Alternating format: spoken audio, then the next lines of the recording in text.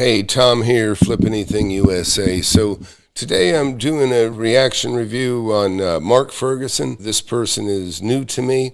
One of my students actually forwarded me this podcast and asked me to do a reaction review on it. And I did listen to it a little bit while I was in the hot tub this morning. I thought, this would be a good one. So I've been investing in real estate for the last 42 years. I made my first million in the 80s. When I was started at 19, I was a millionaire before 30.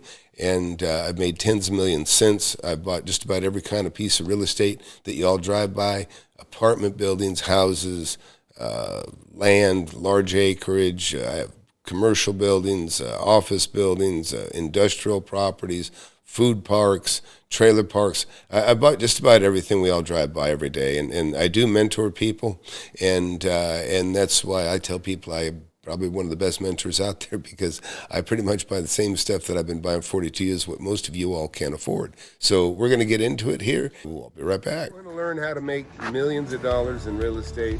I've made tens of millions over my lifetime, and I'm showing people how to do it. Get in my free webinar. I have it every Thursday, 7 p.m. Central.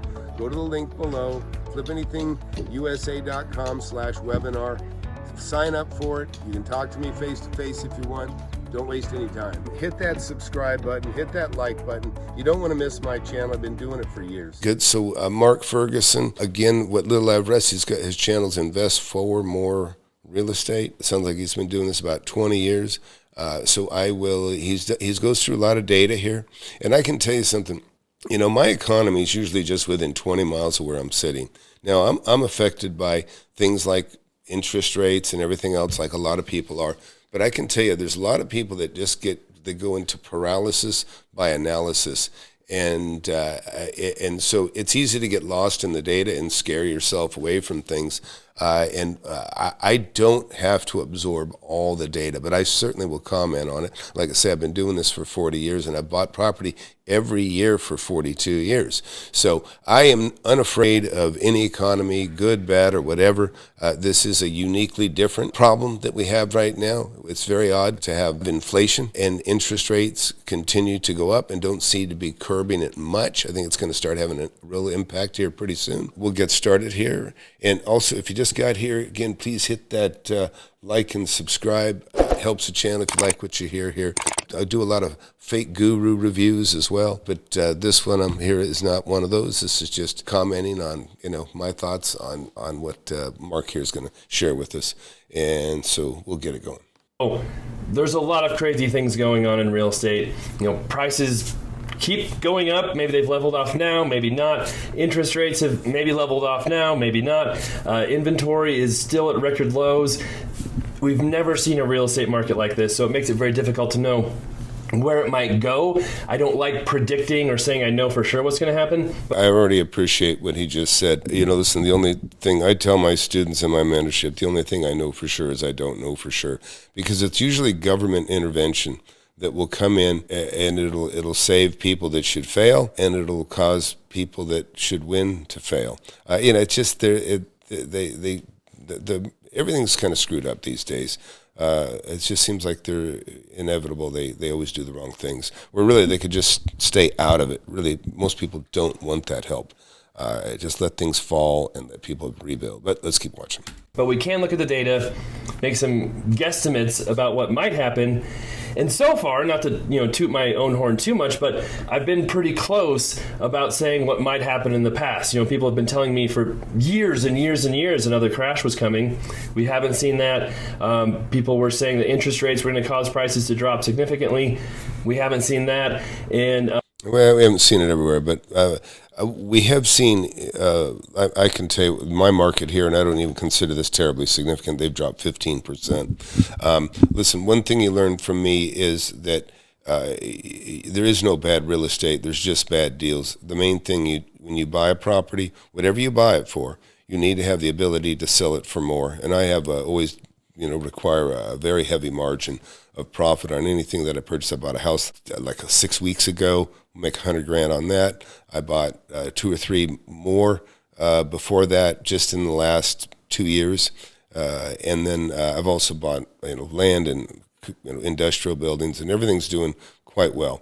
And I've turned and made some money on all those already. Not all, but most of them. And some I'm holding because they're great cash flow. I've converted residential assets into industrial assets that give me a very nice return, about 24%, basically on my investment, but roughly a 9.25% cap rate on the overall investment. So let's keep watching.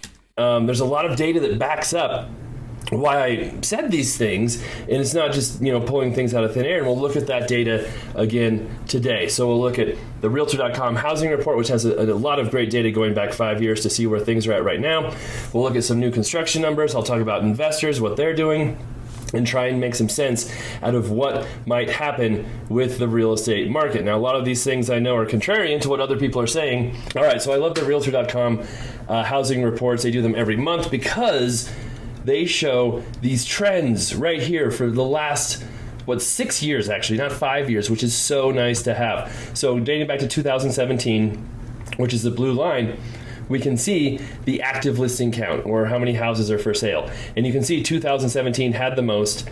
And what's crazy is back in 2017, those were record lows, right? Those were record low listings. So much fewer properties for sale than the crash before. It's just insane how low it was then, and it's just been going lower and lower and lower. So, and that's all tied to interest rate. I can just tell you from experience, interest rates are low. The market will be on fire, and that's why we got a lot of YouTubers that they think they know their stuff because they've made money in the last 5 or 10 years, but they've never really seen a downturn. If you haven't seen a downturn, then you really, all you know is the upside, and that's what it's been. But now it's starting to change. Now it is starting to change. So anyways. For example, I don't have the data right now. In 2006, there were 5 to 6 million houses for sale in 2006. That's before the crash. And now in 2017, there was just over 1.3 million. Now there's 669,000. So we aren't quite at a record low for active listing counts. 2021 was lower, but we're below 2022 and very close to 2021.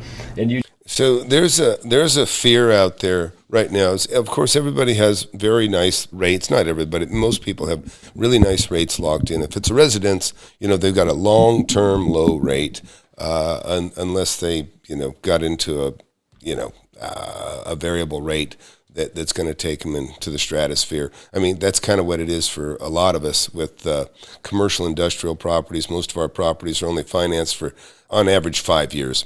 And then after 5 years, the bank wants to kind of mark things back up to whatever the current rate is. So I refied most of the stuff that I had that was a variable rate. I just did that in the last 2 years before things really went up. And it was those indications of things going up that, because I come from 1981, things were coming down from 16% when I got in real estate. My first home was 9.25% interest that I got from a bank, and everything before that, I did a lot of creative finance, lots of owner financing. Back then, things were 10%. But we'll keep watching. You can see there hasn't been a massive increase in houses for sale. 2022 we saw absolutely crazy record low amounts of listings. They jumped up a little bit with interest rates going up, then they leveled off, and now we're seeing just a very normal curve of what we've had before. So I don't see a massive increase in listings coming anytime soon. High interest rates do that. And I've said that for a very long time. When you have higher interest rates, people don't sell because they don't want to lose their low interest rate. Building slows down, which we'll look at here, which means fewer listings, and it slows down investors too. And I know, the hot topic is trying to stop investors who are destroying the housing market, right? Well, I flip houses, I own rental properties, and when I flip houses, or even multifamily properties, a lot of times we take properties that aren't livable and we make them into livable properties. We're adding inventory into the market. So what he's saying is there's some truth to what he's saying, and I don't mean just some. I mean, when you're an investor, the game is buy property and sell it for more, right? You want to buy it and sell it for more, and it's a business. And I understand, I've blown a lot of people out of the water because I can come in and pay cash. But even when I was younger, I did really, really well with having next to nothing. Was very successful in getting properties under market, and that's what I teach my students to do, by the way, which if you get a chance, go to FlipAnythingUSA.com. You'll see over here, many of these guys are millionaires just from real estate by being in my class and what they've learned in a very short time. But anyhow, let's get back to the video. And so far, nothing big to disagree with. Well, if interest rates are higher and there aren't as many sales because the market definitely slows down, prices might not drop, but the number of sales drop with high interest rates. Yeah, the sales prices do drop. The sales prices do drop. You got to remember, here's one of the things, and this is a fight I have with tax assessors. I'm taking the counties to court now. I just finished an arbitration that I know I won significantly on that one. You got to remember, if you bought a piece of property, and let's just say you're a regular buyer, you bought a piece of property, and now the market just drops 15%. Well, there's the driving factor. If it's residential, yeah, it's like you're going to keep your lower interest rate, because even if you sold it and you bought somewhere else, other than paying cash, people that didn't pay, if you pay cash, you can sell anytime, right? In other words, you can sell your home for cash, and you may not get as much for it because the people that are going to buy it from you probably have to borrow a large portion of that. But you yourself, you can take your cash and you can replace what you got for probably roughly the same, because if all things being equal, you sell whatever your house is worth, and you can go buy something roughly comparable for cash. Now, for a person that is selling that owes, say, 70% of that, they'll have 30% equity. Whatever they buy, because they have to borrow 70%, they're the ones that have the problem, because they can't buy the same house that they're leaving.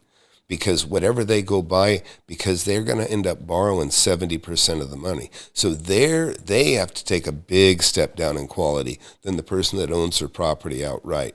And that is, in large part, what's keeping people, say, trapped or to holding their property. And it's a good thing. I would say just hold your property in general. If you can afford to make a living in the area that you're in, you're probably better off just to hold the low rate if you want. Because if you want to have, listen, the whole secret to getting wealthy with real estate is you got to have at least two. You got to buy two. You got to have one to keep, and you have one to sell. The one you sell is the one that's your seed money that creates the income. Let's keep watching. Well, that means it's harder for house flippers and investors to invest with higher interest rates, or maybe they're scared to do it because they don't know what the market's going to do. That means even lower inventory. Investors help the market. And one stat I love to talk about that most people who don't like investors don't like this stat is in the last 3 years. I just don't like other investors. No, I'm kidding. Look, it's an economy. It's a way investors make a living, buying and turning property. There's guys that fix and flip, and listen. And they shouldn't be. Listen. Most people that buy a home, guess what? They don't know how to fix it. They don't know how to do anything. Most people don't know how to do anything, when it comes to using their hands. So when somebody goes in and buys a property, and they, do a value add and put it back on the market, and yeah, they might make a good chunk of money, then, they deserve it. They deserve it. They're opening up a house to the market. 50% more investment homes were sold than bought. So investors were selling way more than they were actually buying. All we hear about in the news and media is how investors are buying up everything and buying record amounts of homes. He's probably talking about, listen, everything that I buy and my students in my class, everything we buy it with the intention of selling it, because we know that the values can go down. We know that they can go down. I've been buying properties for so long. I've seen properties, in just 6-8 months become worth far less than what the market, than what the retail market was. And so that's a smart investor flips. That's my show, right? FlipAnythingUSA. Well, they didn't mention they are selling even more of those properties, putting them back on the market. And the reason people say, well, you can't just make up houses, well, if investors are selling 50% more than they're buying, they're being sold to owner occupants. And that's which in general, that's how most properties are. Investors are usually selling to owner occupants, not selling to other investors. not other really good investors. You're basically, it's like hot potato, and really, it really is. In other words, you buy something, you're keeping an eye on the market. You may go ahead and hold for a little longer. I'm not much of a speculator, but if the market just really is trending up and the interest rates seem stable, yeah, I'll hang on. I'll let a house sit empty several months if I can identify that maybe the value's going up $20,000 a month. But as soon as it levels off, I'm out of here. The property's going on the market. When the interest rates start jumping up, I've told everybody, say 3 years ago or right after the pandemic, I told everybody, hey, this is the time to dump. If you want to get rid of it, interest rates are going up, you better dump it now. Otherwise, you're going to be holding it a long time. And that has held true. And fortunately, I got rid of most of my stuff. Most of my students also off their properties and rolled them into income-producing assets that aren't as volatile that way. And I'm talking about retail, industrial, and that sort of thing. So they got a rate locked in that they can deal with. If they owe any money, some of them paid cash. Had some fantastic stories where many of us made more than $1 million on our purchases, and I'm talking about just me, but my students.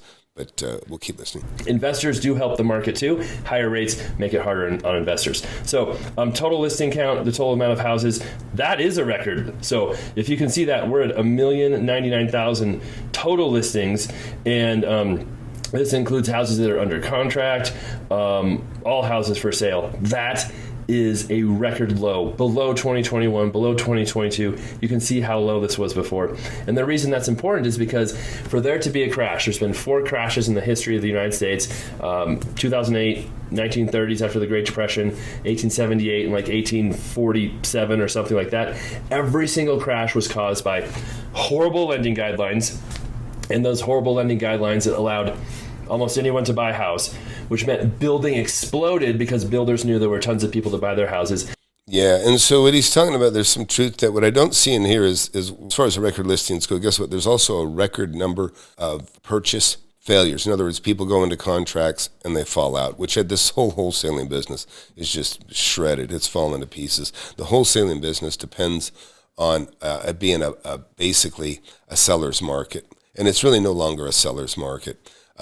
So understand that many of the properties that are getting sold or show sold or pending, about 15-20% of them don't go through, and that number is increasing last time I looked. So anyway, let's keep going. And they overbuilt so that there was massive oversupply. And that massive oversupply caused a crash because they had to keep dropping them until they could sell stuff, or they went to foreclosure. Banks had to... So I can tell you, I came out of a community back in 1988, 1989, a suburb of Los Angeles. I'd already made my first million. I was getting out of the place that I was at. I was looking for bigger, better stuff, and I found it. But in that particular area, what we did is we had a huge residential overbuild. Also commercial too, got overbuilt in large part. But what happened was in that area, the buyers dried up. The builders literally stopped building. So we had lots of, they had to basically sue some companies to basically tear down their track, because they had, tracks of homes that were framed and just never getting finished. They weren't going to get finished because they knew when they were done, they'd be deeper in debt, and there was nobody there to buy them. And the theft became pretty crazy. People would go in and cut the copper out of the walls because it was exposed. If the plumber had already been in there but did the rough, pull the wiring out if the electricians did the rough. So it just became, they ended up, many of them, they just tore the stuff down because it was just becoming unsightly and kind of a hazard for kids to go play with and stuff. Also at that time, the housing, there was a shortage of HUD housing and that sort of thing. And so the people in Los Angeles, they didn't have housing for a lot of people that needed assistance. So where did they point them? They pointed them out to the suburbs. And so this is Lancaster, California that I'm talking about right now. And so what happened in very short order is the homes that people started going in and squatting. They just go into a house and just start living it, have the utilities turned on. The mortgage person or whoever's affiliated with the home would come out there, and some of them were like, hey, you know what? You can live here. Please just don't tear the place up. And they would check on them, and they let them live there free, because the alternative was the house being vandalized and tore to hell, and possibly the copper being cut out the wall. Very difficult to deal with a house when you have the copper lines cut off flush to the concrete. It's a mess. And so that's how bad it was. And the other thing that came about is there was a lot of people, crime's been increasing everywhere, but it was increasing back then too. And there was a lot of people, low-income folks particularly, that wanted to get out of Los Angeles area. They were worried about their kids being in the gangs, and so they wanted to pull them away from all that. So and HUD said, hey, you know what? There's homes out there. We'll give you assistance if you can get a home out in Lancaster, California, Palmdale, California. And so that's what they did. They went out there. And guess what? Their kids were already in the gangs, so they ended up bringing the gangs out there. And I watched that little farm community of Lancaster, California. It is now neck and neck. Sometimes it exceeds Compton in crime. We have a bigger jail out there now. We have actually a prison and some other facilities for holding. And so right now Lancaster has become just a giant dump and tons of crime.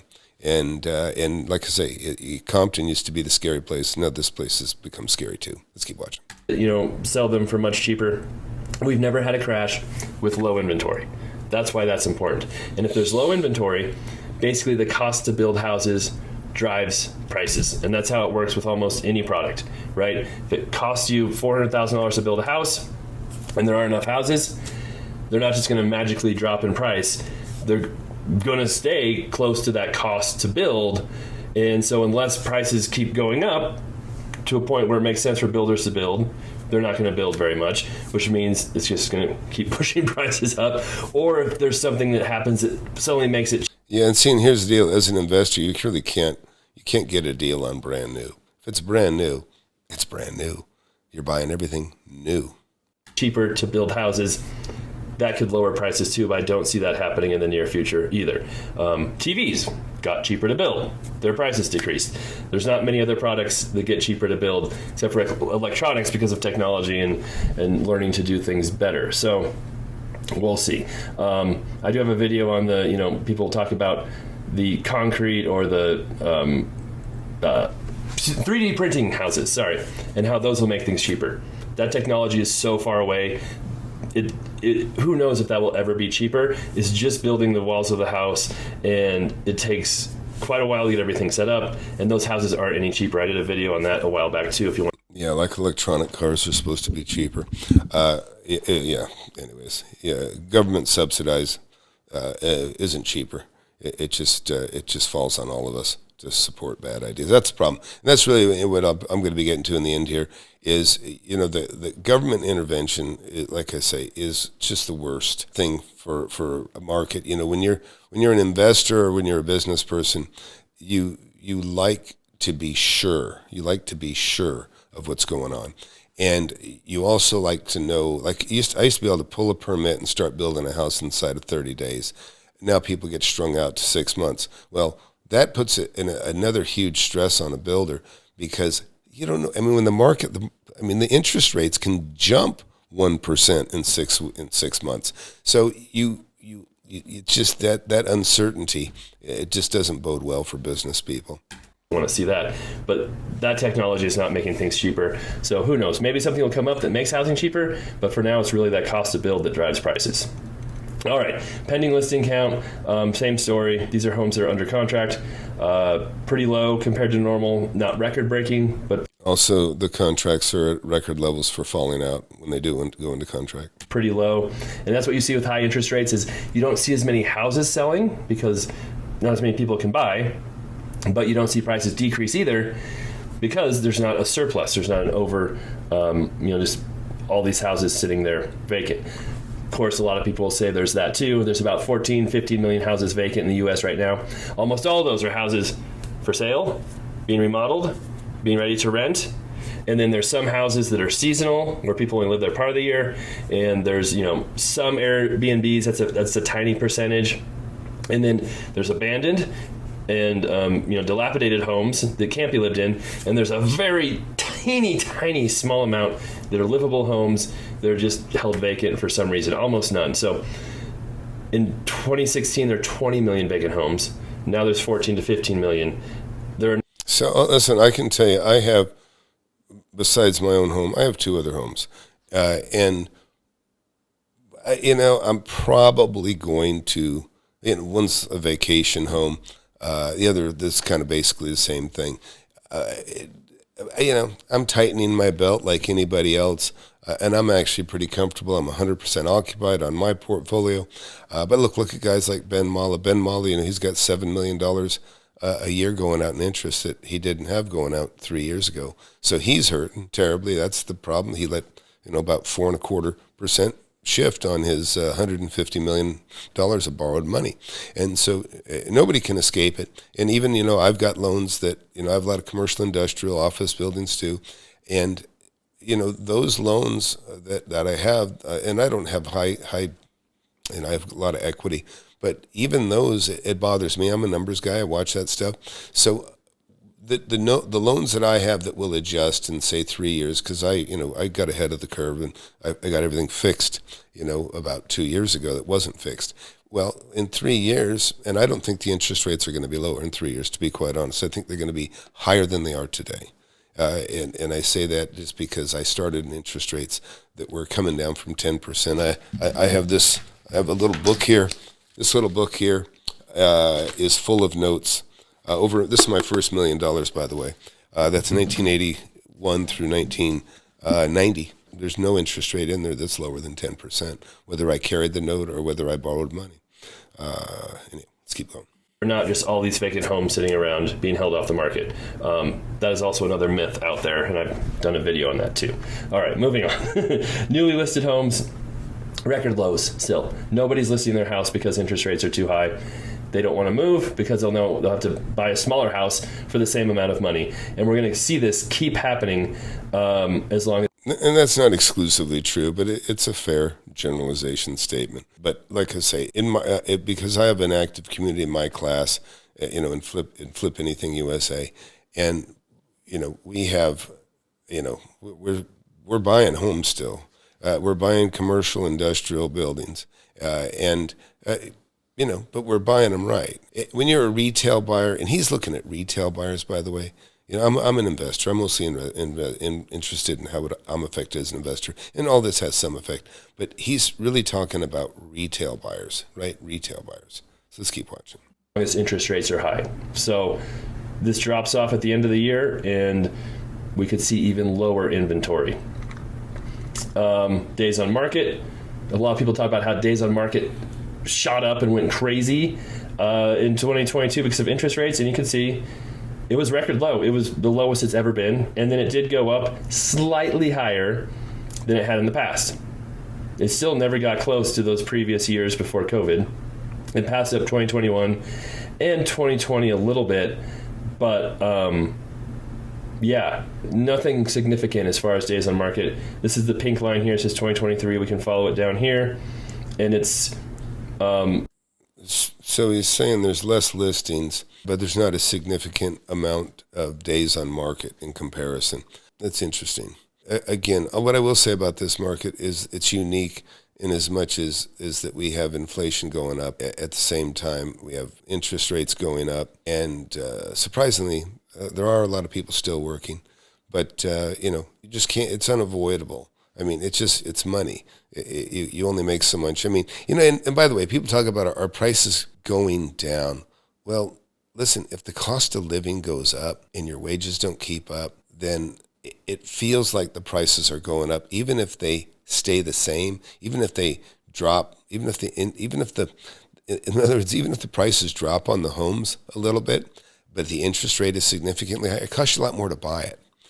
If food and milk and all the other things you consume cost more, then your money just goes, like I said, this is the problem with inflation, is your prices, even if they stay the same, have gone up significantly because the money is so much more. Even if the values of the properties drop, it costs you more to buy it if you're a retail buyer. So it's an interesting set of circumstances we have right now. And then the median listing price, which is always interesting to see here as well. So you can see every year it's bumping up. 2022 saw the highest increases in a long time. As you can see, that chart going straight up here. We hit our peak in June of 2022. and then interest rates shot up. We did see a decrease, which people said, oh, the crash is coming. Which also follows higher rates. I mean, this is what happens when people, this is kind of like interest rates have been low, right? They've been low. Even here, they're still low, or they're even low right now. They're not low relative to people that have only been investing for 10 years, but they're low relative to people like me that have been investing for 40 years. So I know there's room for things to keep going up, but this is still a factor. And you got people that are trapped in their mortgages, and when interest rates go up, values do drop, even if they just drop 10, 15%. That could be the difference of people that got in with a 5% loan or 10% loan and paid full retail. They're upside down on their mortgage and they're stuck. So anyways, let's keep watching. As you can see, every other year, there was a decrease as well too, except for the COVID year, but we still saw a decrease at the end. That's how seasonality works in real estate. It goes up at the start of the year, hits a peak, starts going down at the end of the year. That's how it happens every single year. 2022 was just more pronounced. It went up higher, then dropped slightly more, but it was still, as you can see, above. So we never actually saw prices get lower, except for June, July of 2023. Prices were slightly lower than 2022, as you can see. And you have to understand that as you push up to the years 22, 23, the news keeps getting worse, you know. And actually, on that note, you know, let's just move something over here.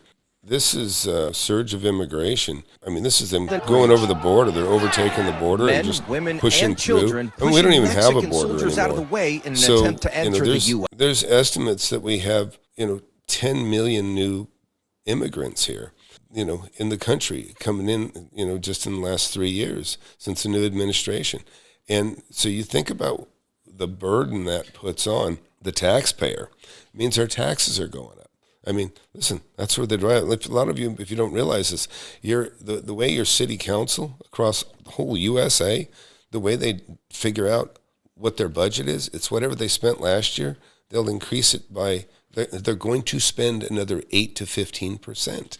Okay, and then there's all kinds of things to exacerbate and make things worse. This is New York. In New York, you couldn't really get any further from the border, and now New York is, it's just a giant cluster, and of course these are people are fed up. They're really they're beside themselves. They've never seen so many homeless, so many people on the street, so many people in need of help. And here's the worst part. Think about that. You've got people, and this is the other thing about homeless. The homeless people tend to flock the most expensive areas in the USA. You know what I mean? In other words, they don't always flock to out in the boondocks, although there is some of that. But in other words, they always kind of go into the cities where you have the ability to steal, you have the ability to beg, and you have, huge safe places, for lack of a better description, where you can get fed and get a check and get other things. And so it's definitely, people are feeling the crunch, and it's ruining quality of life for a lot of people everywhere. And it's not going to get much better. And unfortunately, a lot of the people coming into the country are not the best and brightest. So that's also, I've got a girlfriend that's a teacher. She has kids coming from every country. I mean, people flooding over the border from Africa, and all parts of the country. But you've got kids coming into schools that can't even speak letter sounds, and their parents can't speak English. And so, you got you got this enormous amount. You got a family that is basically helpless, and that's a huge burden for those taxpayers to take care of. So look for your tax rate, even though your property values go down. Look for your property taxes to stay the same or get more, because they'll raise the rates. Like 1 or 2%. Now they're back up again. We're not seeing as big of a decrease as we saw last year. Prices are again at record highs now. So prices are at record highs, inventories at record lows, even with high interest rates, because that's what's always happened in the past. People stop selling, buying does slow down. But if you have both sides of supply and demand going down at the same time, that doesn't produce an imbalance, which could cause a big crash. So I don't see a huge change coming anytime soon to the real estate market as far as a crash coming. That's for sure. Price reduced share, you can see the pink here, 2023. Again, every single year, April seems to be kind of the lowest point. It's funny, as an investor, I'm not subject to any of these cycles. I mean, the bottom line is I buy property when it's a bargain, when I can get it under market. And I'm always looking. Everybody in my class, everybody's always looking. And we buy every month of the year. Sometimes we can't feel these type of cycles. And that, but you got to understand, I'm purely an investor. And yeah, of course, I'm concerned with interest rates going up and all that sort of thing. But there's always opportunities to buy under market. Always. And that was also another indication that many people said was a crash was coming, which it never got to really that high. It got pretty high, but then you can see it dropped back down just like it does. And we got to remember, when we say we haven't had a crash, just remember about the trillions of stimulus that has been flooded our country. And, and so many people got a check that didn't need a check, shouldn't have got a check. I got a daughter, 2 daughters just got out of college. And I also have two boys. And my daughters that just got out of college, I remember my one, she's a very good accountant. She's got picked up right away by a big company. But when she first started, she's like, "Hey, did I get my check? Did I get my check?" Because everybody's getting a check, that made $65,000 or less, and she was right on the border there, right out of school. And I'm like, you know what? If I see that check, I'm going to tear it up, because the idea that everybody gets a check whether they need it or not, I believe that is why we're in the position we're in. When you have money that is handed to you, you don't respect it. That's why I can tell you, I've made a lot of money off of people that inherited money because they don't respect the asset that they've inherited, so they sell it too cheap. Remember I was saying earlier, it's the government involvement that will really mess things up. And I believe this stimulus, it just decentivized kids from getting, or young people in general. Remember, I'm 61, so a kid to me is like 40. But it disincentivized from people from working. And I told people, all the time, I'd say, listen, if you're young and you're out of, don't jump on the stimulus wagon, go to work. Go get a work, get a skill, because those people that aren't as smart as you, that are just, taking the government dole and not working, if you get your skill level up while they're asleep at the wheel, taking the free benefits, when times start getting tough like now, you'll keep your job and they won't have your job to come back and take away from you. So let's keep watching. Every year. And now they drop back down even more, and we're right in the middle of price reduced shares. Nothing crazy happening there either. So from the Realtor.com reports, we can see real estate's doing fine as far as prices go. Yes, there's fewer sales, there's less affordability, but both sides of supply and demand are dropping at the same time, which doesn't create an imbalance. Yeah, it doesn't bode well. It doesn't bode well. You could say it's balanced, I guess, but I don't see. Listen, you got to remember, selling real estate. There's an economy. Realtors, agents, they depend on things changing hands as a matter to make money, as do builders and everybody else. So the economy is hurting. And in fact, I can tell you, I do a lot of construction, and I'm a contractor by trade. While I don't do work for other people, not for 30 years, I still keep a lot of people employed, or I keep a lot of people in work, a lot of independents. And I can tell you, I've never had so many people until just the last couple months asking me, "Hey, do you got any work? Do you got anything coming?" And I'm talking about tile guys, plumbers, sheetrockers, framers, all the different aspects of construction they're getting worried. They don't know where their next job is coming from, or that they're starting to worry where they just know things are coming and coming and coming. Well, they're not building the second phase of the tracks. Home remodeling is fairly stable, I would say. But again, people start shopping. People start getting better deals. People could charge pretty much they could charge a premium for their labor and everything else. That's going away. You're not going to be able to charge as much because there's more competition for that job. So that's what I see. And with interest rates being as high as they are, those aren't going to fix prices. Interest rates are not going to decrease prices, as we've said before, not just for these reasons. And in fact, high interest rates could make all of this worse. Yeah, I mean, the high interest rates, I mean, they have had an effect. They already have lowered the prices. For certain, they've lowered the prices. Yeah, I don't have to worry about every state in the country, but the prices have significantly dropped. I say significantly, about 15% here in this part of the country, and it seems to be pretty much widespread that way. But is that a huge drop? No. I mean, you got to remember. Listen, I bought properties for 20, 30 cents on the dollar when we had horrific downturns from the late 80s. This is new privately owned housing starts, total units. And so this was before the housing crash. Lots and lots and lots of building for many, many years, caused an oversupply, as we talked about. Then the crash hit. We realized a lot of those loans were made of nothing and were worthless. Huge crash in building, right? We were at record low building for many, many years. We finally got back up at the start of 2022 to kind of normal building, or at least maybe even slightly above normal, which is what we need. We need more building because there's record low building for so many years. Interest rates. Yeah. See, I made a good chunk of money right in here in 1990. If you can't see that, that was another downturn. And I've made money all through all of this, right? I've been investing since right here, 1980. Things have been devastated. Interest rates were very high, which is one of the reasons. And then interest rates, if you can't see that, if you just listen, we're at the bottom of a dip in 1980, which is about the time I started in real estate. And interest rates, were coming down from, say they're up here at like 16, 18%. Well, they're coming down. The prices were coming down as the rates were going up.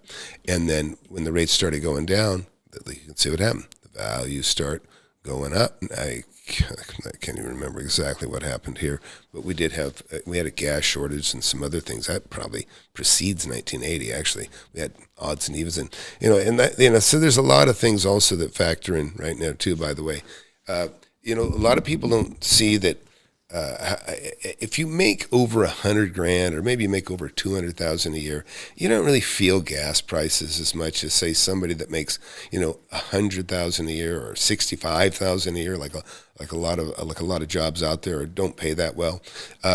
But gas is significant, and I remember talking to someone, some friends, and I said, they got a new car. It was a used car, but I said, hey, does that get pretty good mileage? A little Honda car, and I was curious about the gas mileage. I said, what's it cost to fill the tank? And she goes, I wouldn't know. She said, I only get $25 a week, $20 or $25 a week to put in the tank. In other words, she was on a budget. Her limitation on that car was, this is how much gas we have to travel. So think about it. When you're going to the store, maybe do other ends. And that's not my world. It's never been my world. But that is the world for people out there that gas prices, they're affected by the cost of cigarettes if they smoke. They're affected by obviously gas and milk and food and eggs. And eggs used to be like free to eat. Now eggs are significantly more expensive. Now, do I feel that? No. But I have eyes, I can see it. I do know people that don't have as much money and that are affected as such. So anyways, interesting data. I'm enjoying this. Thanks, Mark. Went up, boom, automatically a huge decrease in building, kind of leveled out, went up a little bit in May, boom, a big drop again in August. Building permits and housing starts are way down again. And what does that mean? Well, builders are scared to build with high rates because it makes fewer buyers. It puts uncertainty in the market. And with less building, that means lower inventory in the future. So these high rates that we have right now, while Powell says he wants to put the market in balance and high rates will help do that, what it's doing is making it worse. It's making less inventory for the future, which will mean prices will be higher. What we really need is more inventory. We need to balance out the inventory issue, and the way to do that would be lower rates and build more. But yeah, well, here's probably a lot of people don't realize the biggest obstacle. The cities, or the worst run cities, are all about affordable housing, and they're the least affordable areas. Affordable housing to them is give housing to people that don't contribute to society. It's, there's people sleeping under the bridge, there's people, sleeping in, they're doing drugs, they're all doing all kinds of stuff. It's not just that they're they're drug addicts. It's not just because it cost a lot. I had a cable guy fixing a cable, it was my girlfriend's house, and I was over there, and we get to talking, and he was talking about how, he'd been separated, probably from financial problems, and he said, it sucks. He says he's paying, I don't know, I think he was paying $1,100 or $1,200 a month to share a house with someone. That was his share for a bedroom, basically. And, and his income, that was a significant piece of his income. And that's why I say it's this inflation and these costs are just absolutely the hardest on the people that make the least. But this in affordable housing, I can tell you right now, the worst part of it is that they make it so expensive to build. There's so much bureaucracy to pull a permit. People anymore, they can't even pull their own permits because there's so many. What used to be decided by one or two people is now like a committee, and each one's afraid to do anything without talking to the other. And so so you increase the cost of government and the bureaucracy. It takes longer to build. Nobody wants to build. If you can pull a permit and start building like inside of 2 weeks, that's how it used to be a long time ago. That's awesome, because now you can go, okay, I'm going to get this done. I know I'll have it built in 3 months and sold. Well, you can't do that anymore. You could spend $100,000 before you even get a shovel in the ground sometimes. So it's like I say, it always kind of falls back on the government, trying to help, making things worse, though. The federal Reserve, not quite the federal government, is doing the opposite. So we can look at other things too on Fred. Well, listen, on the Federal Reserve, I think he's doing the right thing. You got to make it more expensive. Listen, think about this. When I was like 15 years old in 1977, maybe even a little bit younger than that too, you could get 10% on your money. So consider that you were somebody, hard-working guy, and you saved $1 million, and you're 70 years old back then, and you could have your money in the bank, and you could actually get $100,000 a year from the bank, interest, because they were charging, 16, so they can make, six points on the money that you have deposited. Well, fast forward to today, that $1 million, well, now it'll get you something because interest rates have gone up again. So that's kind of good for those guys. But, go back 3 or 4 years ago when the banks weren't even giving you 1%. So that guy that was getting 10% back then on his money through what they call it a T-bill or a CD, he was getting $100,000 on his $1 million. Well, 3 years ago, he wouldn't get 10,000. He'd get, 1/10 of what he used to get. And so people used to be able to retire and live on the interest generated from their money off the banks. That is gone. And it forces people to do things with their money that they're not, that they're not comfortable with, like the stock market or maybe investing in real estate. In other words, they love that stability. And so that's kind of coming back for people that have cash, and I'm happy for them.